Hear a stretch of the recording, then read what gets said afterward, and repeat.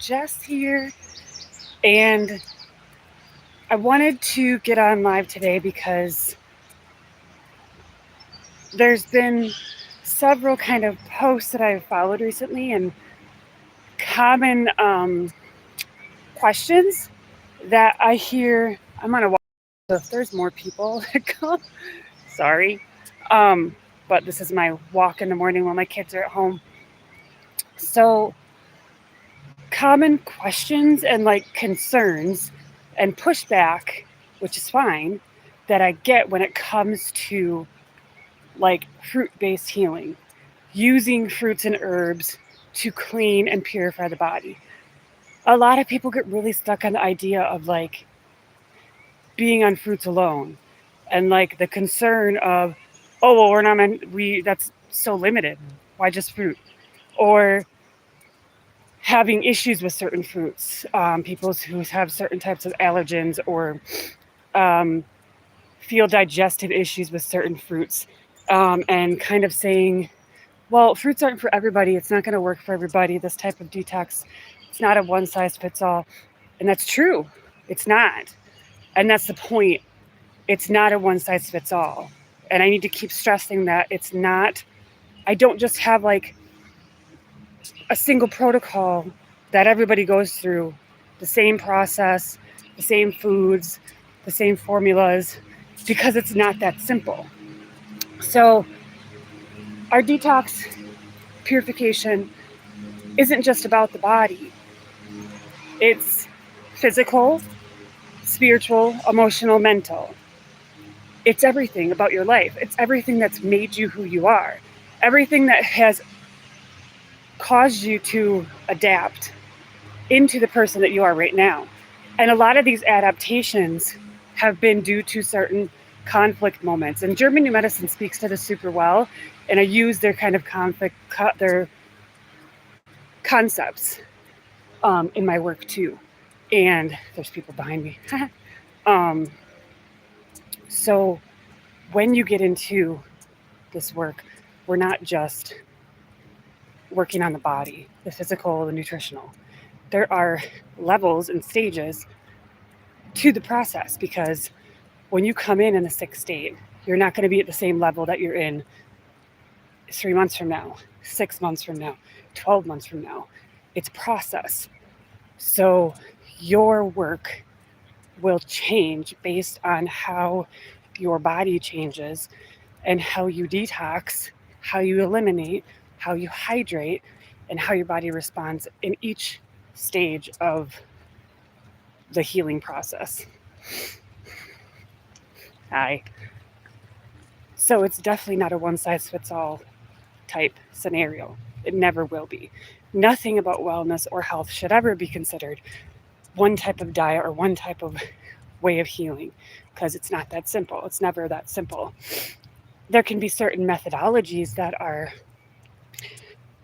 used and like individualized with each person, like have a blanket method, and then you can individualize it with each person. I suppose that's kind of the concept that we work with as well. But nutritional consciousness is the understanding that in each stage, at each different parts of our life, you are at a different conscious awareness of eating, of survival. There's survival ways of eating, which is more meat based, animal based. And then there's that, because that brings more grounding. When you bring more meat and like ground veggies, there's more grounding involved in that. I, um, and as you move through, so the grounding part of healing is needed, super necessary in the early stages because many people have been out of body or chasing cures, enlightenment, expansive meditative experiences or chasing all the types of diets in the world to try to find healing in any way possible. So they've basically been escaping, going outside of their body to find the cure, whatever that cure is. So they keep extending themselves out, trying to ascend up and out rather than deepening into the physical body, which is the embodiment side, the embodiment practice of being able to sit in your experience, feeling the body, feeling sensations, pain, discomforts, joy, um, the goodness. Being able to do that is one of the kind of, I don't even know if I'd say beginner stage. I suppose it's kind of a second stage, a little bit more of an advanced stage. Starting to adjust your diet is step one, and moving through kind of your cravings and being able to get into the body aspect of, just because I have a craving does not mean that that's what the body needs. A lot of people still sit in that, feeding the craving essentially. So understanding the difference between a craving and a need, um, and feeling the connected desire to certain foods because they're going to nourish you, not because they're feeding a craving of some kind. And again, those are delicate pieces of a more advanced place in your nutritional consciousness, which allows you to sit in the intuition.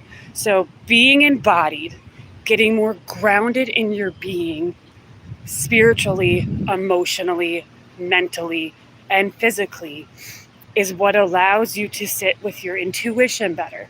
You're going to listen to your instincts and your intuition and be more attuned to your body, to your unique needs, because this is where each body is different. The experience, your life experience, is unique to you. Your ego identity, which isn't negative, your ego is yours because your ego identity, that's very solar plexus placed. It is third chakra. That is your strength, willpower, and sense of self.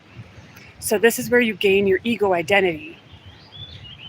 And that same space, that solar plexus center, which it sits kind of at the diaphragm and stomach of the body, that upper abdomen, essentially, that is also where the autonomic nervous system begins.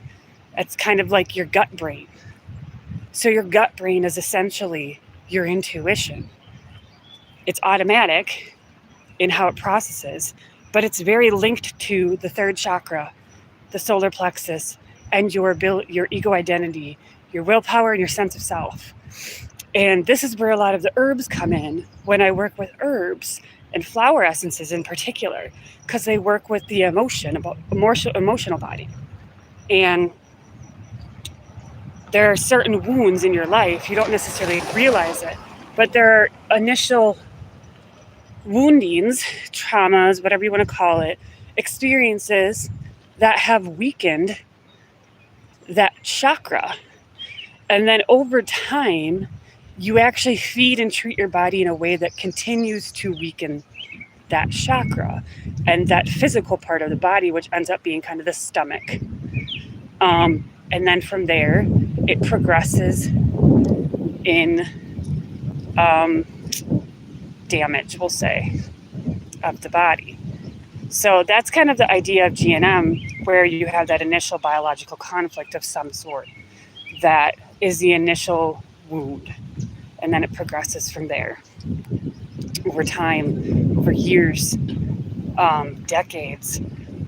And that's how it manifests so big into the really progressed diseases that we deal with. And that is why I really like the concept of nutritional consciousness, because it understands that it's not one size fits all. It's not just one answer right now for everybody. It is variant, it's individual, It's based on your current body, your current conditions, your current level of consciousness in yourself. Because we're all going to be at a different state of consciousness. And that is not a level of superiority or inferiority. Your consciousness is essentially your state of awareness of self and world. How connected are you to you, your intuition, your own who you are, your family, your community, the world? Like, how do you see yourself in the world? And then connecting that with your food. Because when going vegan, that isn't just about nutrition. And that is kind of the big difference in consciousness. I would say, and there's a line here, but often vegans are in a different stage of consciousness in general because they're able to understand how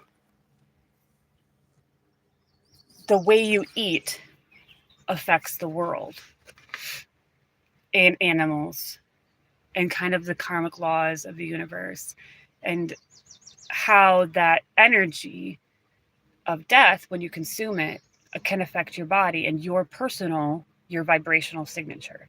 So frequency, the energetics of how and what we eat are all parts of the nutritional consciousness as well, because the way you eat creates your energetic vibration.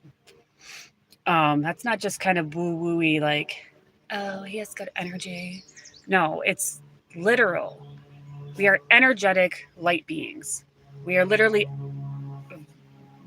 vibrational waves, wavelengths, and that's what manifests into the physical body and who we are. So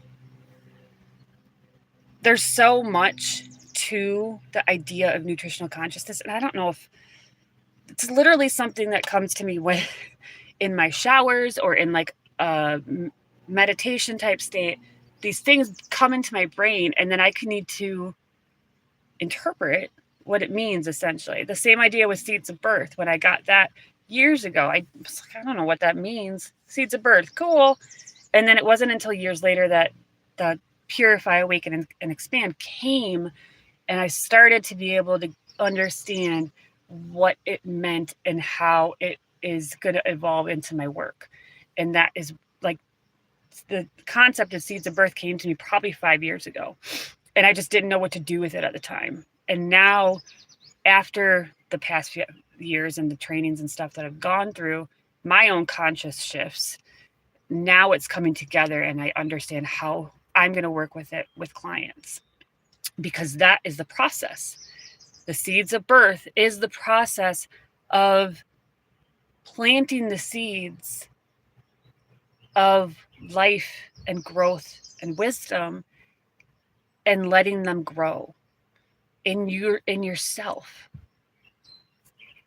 Being willing to see things from a new viewpoint, considering that everything that you think you know might not be true, and allowing yourself to kind of come in with a clean slate and learn, not from a place of like, oh, well, I already know all this, and this is what it is because this is what I've learned. So what she's saying is completely opposite from what I've come to understand about protein. So she doesn't know what she's talking about.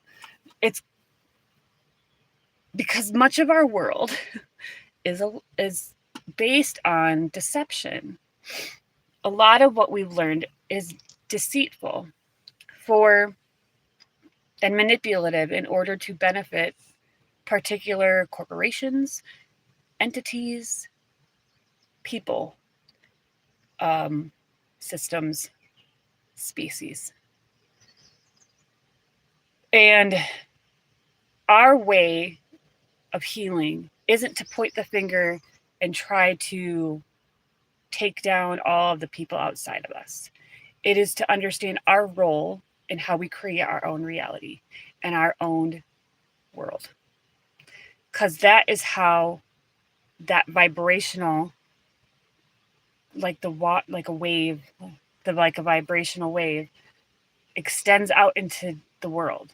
It starts with you being able to bring that change to other people, who then bring that change to other people, and it continues to filter out like that. That's how change happens. Not by trying to attack the big entities who have a lot of power and hold a lot of power and can pretty much get whatever they want. So it starts in the micro and then builds up. So I think that's kind of the depth of what I wanted to get to. That's kind of where we're at with nutritional consciousness when it comes to a purification process with me. You're not looking at just one pathway of like, these are my stages of how you go through it, and that's the process. No. Because awaken is the second stage. That's about connecting to yourself. So even in Purify, our goal is not just for you to do what I tell you to do. It is for you to take in new information, allow yourself to sit with new concepts, new ideas of nutrition and spirituality and emotional awareness and mental health, and how your way of living, eating, lifestyle, everything, nature medicine, getting outdoors, the sun, the earth, the energetic exchange with our environment, how everything affects you, and beginning new practices. Yes, nutrition being part of it, but it's not the only thing. And then as you expand into kind of the awakening part, this is where you deepen into yourself. This is a deepening and embodiment. So yourself can lead in your lifestyle, because a lot of times nutrition coaches and nutritionists or dietitians or whatever, you work with somebody and then you go off on your own and you have no idea how to do it by yourself because someone's been telling you what to do for a year. No. The goal is so that you can do it on your own, because your intuition is what is going to be the guiding light in your life. That, for me, is what naturopathy is about. Letting your intuition and your connection with nature, your body, and the divine will lead in your own wellness. That's the goal. Not extending yourself to other, or deflecting to other people to tell you what to do. It's true embodiment. Sovereign embodied wellness. Love you guys. If you want to work with me, set up a consult through the end of June. $75 for a 90-minute consult, and it's well worth your time. seedsofbirth.com. Bye.